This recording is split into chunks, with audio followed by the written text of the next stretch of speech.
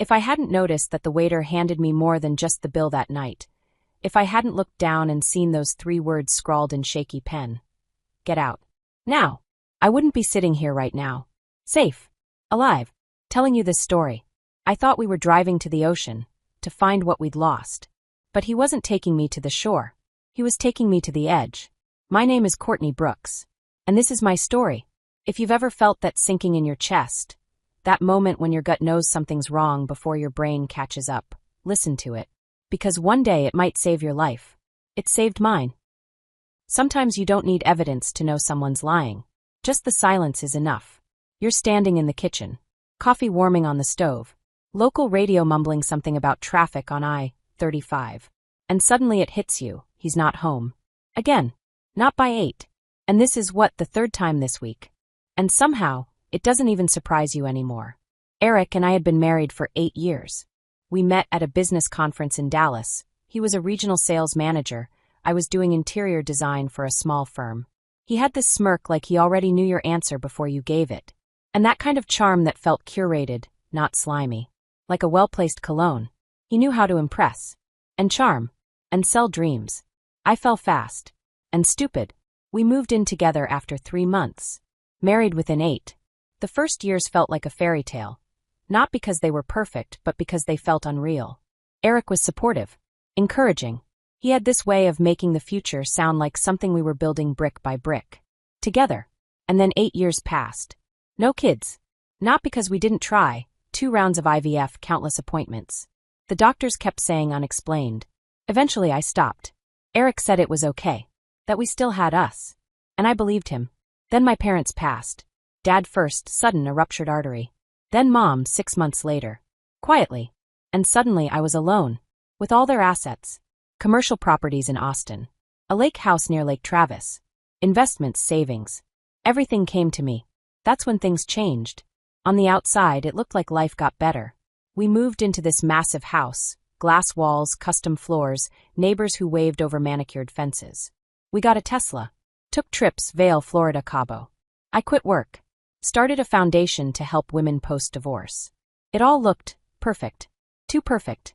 About a year ago, I started noticing changes. Small at first. Like someone was slowly swapping out parts of him. He stopped calling when he'd be late.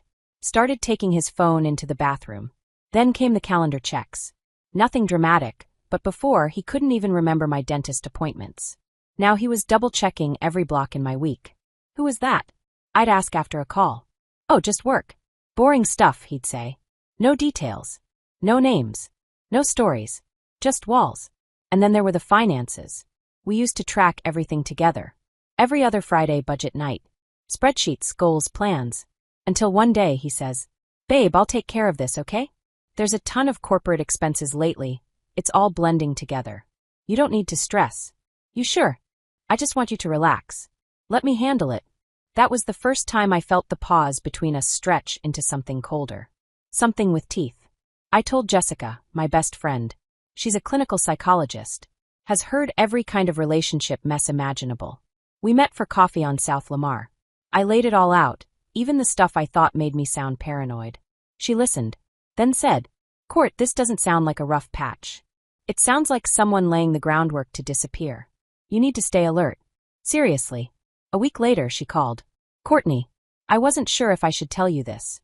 I was in San Antonio, had a client there. I already knew. I saw Eric," she said. "With a woman. Blonde. Gorgeous. They were holding hands. Laughing. You're sure it was him?" "Absolutely." I walked out for coffee and saw his face clear as day. He didn't see me. I left. But Courtney, it wasn't friendly. It was intimate. I didn't scream. Didn't throw things. I waited until he came home. "Were you in San Antonio last week?" "Huh. Oh yeah. Met with a potential client." "Why?" His face didn't freeze. But I saw the corner of his mouth twitch. "Jessica said she saw you." He laughed. "Small world. Honestly, babe, thought you'd be into surprises. But nope, always back to detective mode." He kissed my cheek. I didn't say a word. Because somewhere deep I felt it. This wasn't just distance. This was war. And I didn't even know the battlefield. 2 days later, he walked into the bedroom grinning. "You know what we need? A new mattress?" "Nope. A trip. Just us. Old school road trip, like in the movies. Savannah, Georgia. Through Louisiana. You always said you wanted to drive that coast. I thought we'd fly. Now we drive. Motels, gas station snacks, coffee and thermoses. Come on, what do you say? I didn't know what to say. Part of me wanted to go, to see if we could fix whatever this was. But another part, the louder part, was screaming. Don't. I'd gotten good at ignoring that voice. It got in the way of being the good wife. So I nodded. Okay, let's go. And that moment he hugged me. Really hugged me. First time in months. Whispered into my ear. Just remember, Courtney, I love you. No matter what happens. I nodded. But inside, everything was already cracking. I just didn't know yet. He wasn't taking me to the shore. He was taking me to the edge. And that trip? It was going to be our last. The morning felt almost normal. Eric poured me coffee like he used to. He even winked at me when I grumbled about him taking the last piece of banana bread. He acted like this was just a road trip, like we were actually headed to the coast to shake everything off and start fresh. I wanted to believe that. Desperately. But there was something clawing inside me. That feeling, like when something's rotting in the back of a closet and you can't see it yet, but you already smell it. We were driving the old highway through Louisiana. I watched rain roll down the windows while the radio droned on about showers near Biloxi. If things had been okay, I'd have been snapping pictures of weird roadside signs and playing our usual game. Guess the tourist. But I stayed silent. And listened to his silence, too. Eric gripped the wheel like he was concentrating hard. Too hard. No selfies, no Spotify mood playlists. Just driving. Eyes flicking to the rearview mirror way too often, like he was waiting for someone. Or watching for someone. You okay? I asked. He perked up too quickly. Yeah, just the road. Want to get there before dark. You hungry? We could grab a bite. I nodded. Even smiled. Because I was still trying to be easy. We stopped in a tiny town that looked like 1987 had refused to leave. The cafe was called Maple and Maine. Inside smelled like cinnamon, burnt coffee, and melting plastic. Warm, but not cozy. Familiar in the worst kind of way. It was the kind of place where one waiter handles the whole room from 6 a.m. to midnight, with one break to smoke out back with Marlene from the kitchen. Our waiter was this guy in his 20s, ponytail, silver chain on his wrist. His name tag said Jake. He was polite, not pushy. When I ordered a chicken salad, he asked, "Grilled or fried, ma'am?" And he held my gaze a second too long. I didn't think much of it then. While we ate, Eric barely touched his food. He kept checking his phone, even though there was no signal outside. Once he got up, said he needed to make a call, and walked outside, phone pressed tight to his ear. He was gone maybe 3 or 4 minutes. When he came back, he looked lighter. But his eyes were colder, like something had locked up inside him. Everything okay? I asked. Totally, he said. Then added, sorry, work stuff. I nodded. What else could I do? Stand up in the middle of the cafe and scream. I know you're lying. Based on what? When we finished, Jake came by with the check. All together? Yes, of course. Eric answered without even looking up. I'll be right back, he said. Restroom. He walked off. I opened the bill just out of habit.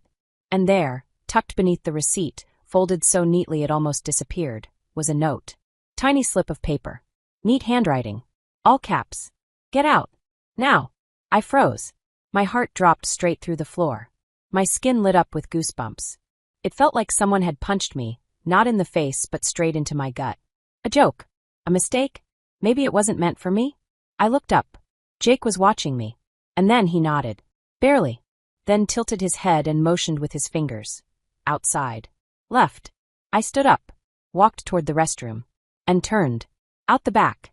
The alley behind the building smelled like smoke and something too sweet. The kind of place that always feels like someone just left in a hurry. Jake was there. Alone. I know this is weird, he said immediately. But you have to go. Seriously. I just stood there. He kept talking, fast.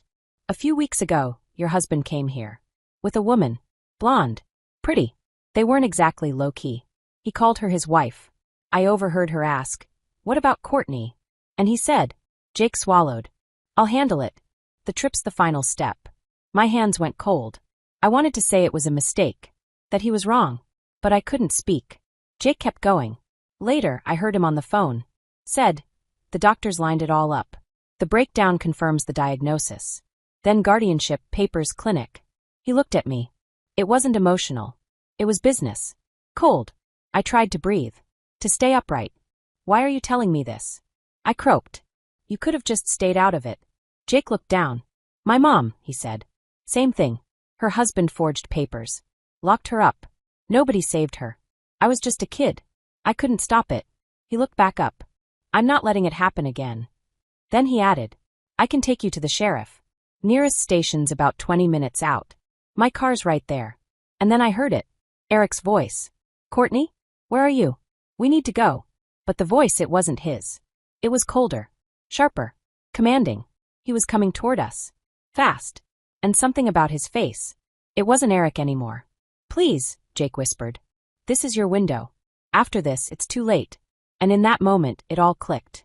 The phone in the shower. The money. San Antonio. The trip just for us. I wasn't paranoid. I was the target. And the plan had almost worked. Drive, I said. Now. We ran. Jake started the car. I looked back. Eric was on the lot, screaming my name, fists clenched in his hair, face twisted in rage. And I just kept going. We drove in silence. Jake kept his eyes on the road, hands steady on the wheel, while outside the Louisiana night rolled by like a black ribbon. Everything felt flat. Like the road itself, no turns, no signs, just forward. No explanation. No comfort. Just forward. I stared at my phone, but I didn't see the screen. My mind was stuck on one question. What if I hadn't noticed the note? 20 minutes later, we pulled into a small town. One of those places that had a church, a bar, a sheriff's office, and not much else. Jake didn't ask me a single question. He just blinked on the turn signal and pulled up slowly in front of the sheriff's station. I'll wait here, he said. If you need a ride anywhere after this, just let me know. I nodded, took a breath, and stepped inside. The place smelled like burnt coffee, cleaning chemicals, and metal. A woman behind the front desk looked up at me, maybe 40, cropped hair, tired eyes. She took one look at my face and didn't ask if I was here about a stolen wallet. I told her everything. First a little out of order, shaky, but then clearer. When I got to the part about the fake diagnosis and the psychiatrist, she tensed. You willing to give a written statement? Yes. She pulled out some forms. I tried filling them out, but my hands shook so badly I had to start over twice. Look, she said gently. I believe you. But without evidence, we can't make an arrest.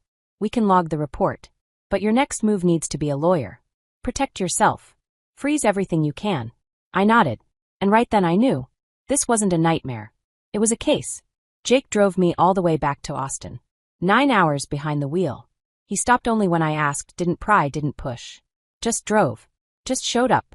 When we reached Jessica's house, he got out, carried my bag from the trunk, and said, You're stronger than you think.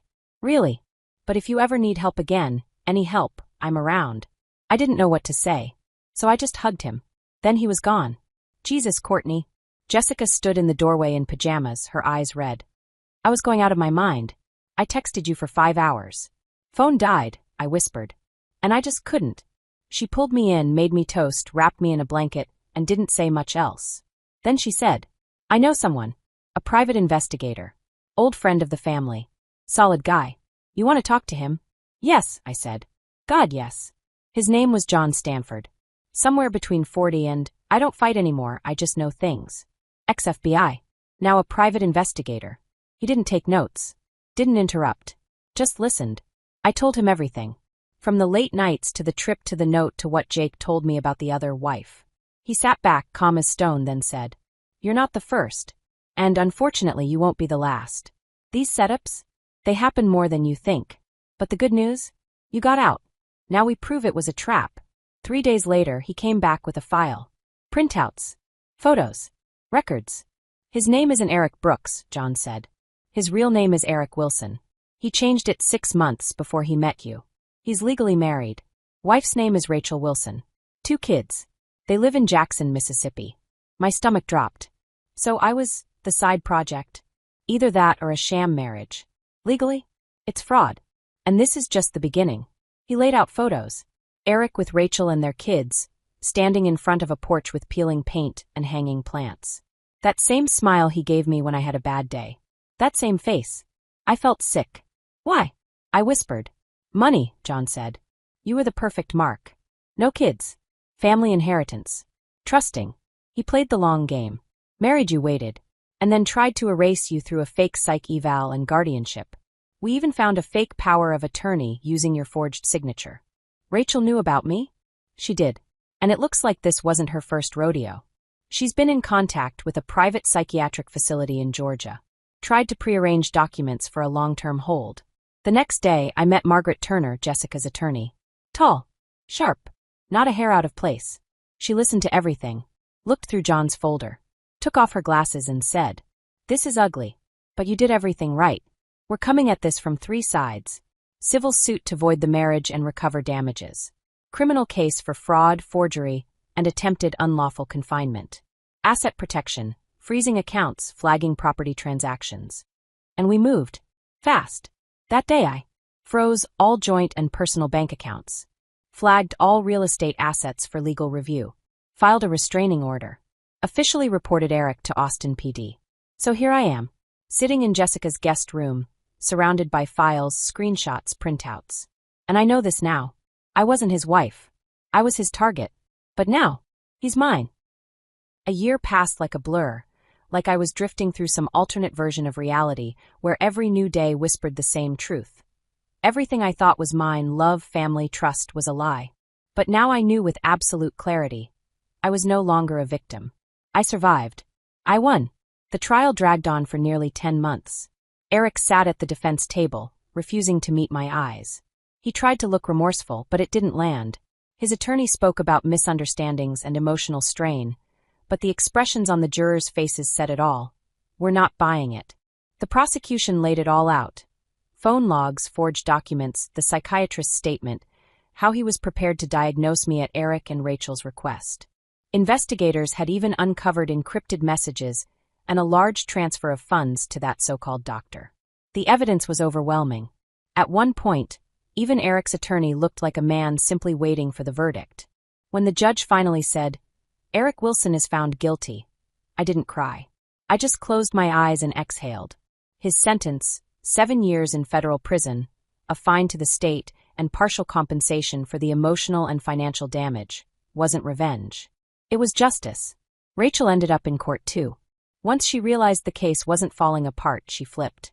She confirmed the details of the plan, admitted that she and Eric had conspired to remove me as an obstacle to my inheritance.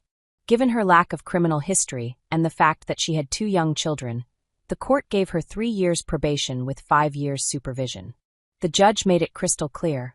1 violation, and the sentence would be enforced immediately. She kept custody of her kids but couldn't travel out of state, had to check in monthly with her probation officer, and was required to attend rehabilitation programs. I watched her from across the courtroom and felt a tangled mess of emotions. I didn't pity her, but I pitied her kids. They were innocent casualties in someone else's greed. When it was all over, I stepped outside the courthouse into absolute silence. I didn't want to talk. I just wanted to stand there and breathe. I opened a message on my phone. It was from Jason, the waiter from that diner, the one who had saved me by slipping me that note. "How are you? If you need anything, I'm here." I smiled. Wrote back, "Thank you. I'm alive. And I'm starting a new life." A few months after the sentencing, I made the final decision to leave Chicago. The apartment I had shared with Eric felt soaked in deception. I couldn't sleep another night in that bedroom, where he had played the role of a loving husband while secretly planning a psychiatric lockup. I put the place on the market. Moving wasn't an escape. It was coming home to myself. I chose Portland. Rainy, yes. Damp often. But alive and warm in the way that matters. I bought a small white house with a porch and a garden that I started planting with my own hands. For the first time in years, I felt like I wasn't just surviving, I was living. For me, the past didn't disappear. There were sleepless nights, flashbacks, moments when I could still hear Eric's voice, not in real life but in my mind. That fake "I love you," or the cold "everything's going according to plan." I went to therapy. I relearned how to trust people. And most importantly, myself. On the anniversary of the verdict, I received a letter from the district attorney's office. It confirmed that Eric was fulfilling his court-mandated obligations, serving his sentence with no chance of early release for at least 3 years. Rachel, according to reports, was complying with probation and under active supervision. Legally, the case was closed. Emotionally, I knew the ending was still unfolding, but this time it wasn't scary. It was mine. I started working remotely in financial literacy consulting, focusing on women recovering from abuse or divorce. I knew what it felt like to wake up in a stranger's life and try to claw your way back. I wanted to help others do the same. Sometimes I dreamed about that diner. The white coffee cup, the sunlight through the blinds, the smell of vanilla, and Jason's eyes. Sharp. Alert. He saw it. He acted. We kept in touch from time to time. No flirting. No expectations. Just two people forever linked by one terrifying, pivotal moment. And then one rainy morning I woke up and thought, why not write him? Not just a, hey, how are you? But, wanna come to Portland? I've got the best coffee and a few stories I'd love to share. I don't know what comes next. I'm not trying to guess. But I know exactly who I am now. My name is Courtney Wilson. I'm 36. I survived. I'm alive again. And no one is ever taking away my voice, my choices, or my freedom again. I don't know how to end this story in a beautiful way. Because stories like this don't wrap up in one neat sentence. But I do know this. Even if someone tried to break you, you can still choose yourself. I did. And now I'm free. If this story spoke to you, please support the channel, leave a comment and subscribe.